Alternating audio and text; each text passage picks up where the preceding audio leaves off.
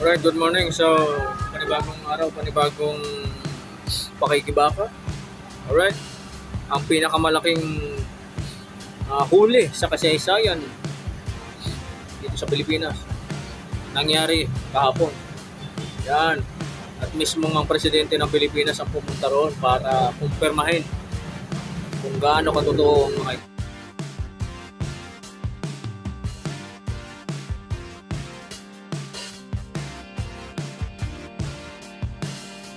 Pasado alas 9 ngayong umaga, dumating si Pangulong Bongbong Marcos sa Alitagtag, Batangas para personal na makita ang 1.8 toneladang shabu na nasabat sa isang checkpoint kahapon. Nagkakahalaga yan ng 13.3 billion pesos.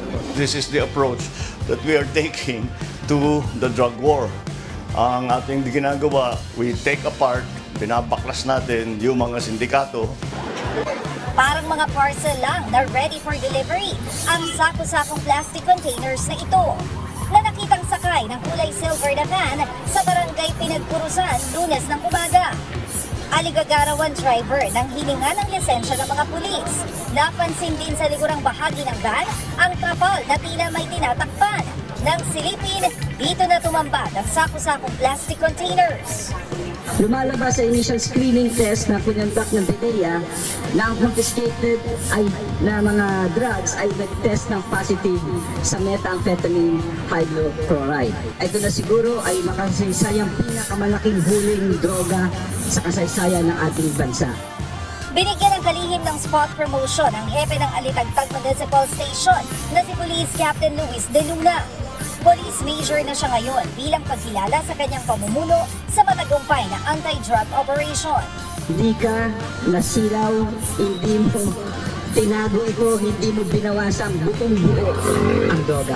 Next time lang po ito sa ating pananaw na yung deeply seated determination po at dedication sa trabaho ko. Yun naman po, wala pong iba. Tumanggi namang magbigay ng pahayag ng driver na mahaharap sa reklamong paglabag sa Comprehensive Dangerous Drugs Act.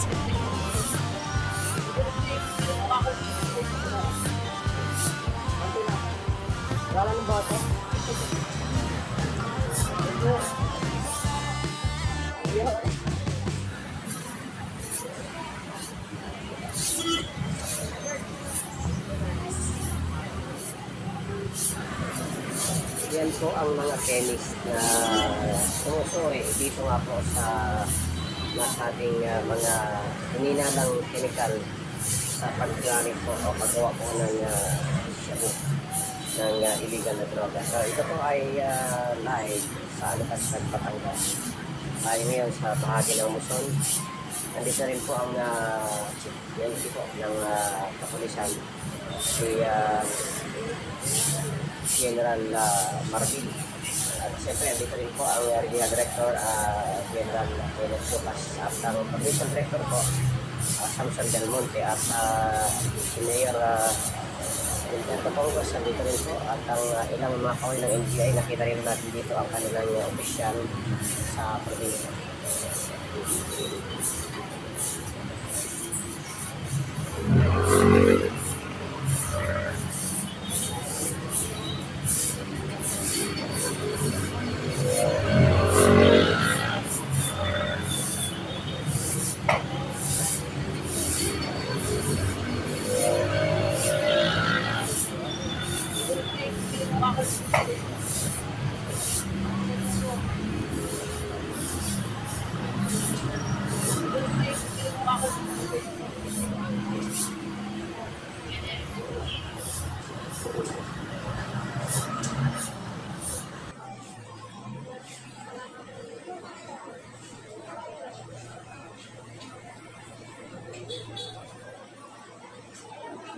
Ito po yung driver na nahuli na siyang nagmamaneho po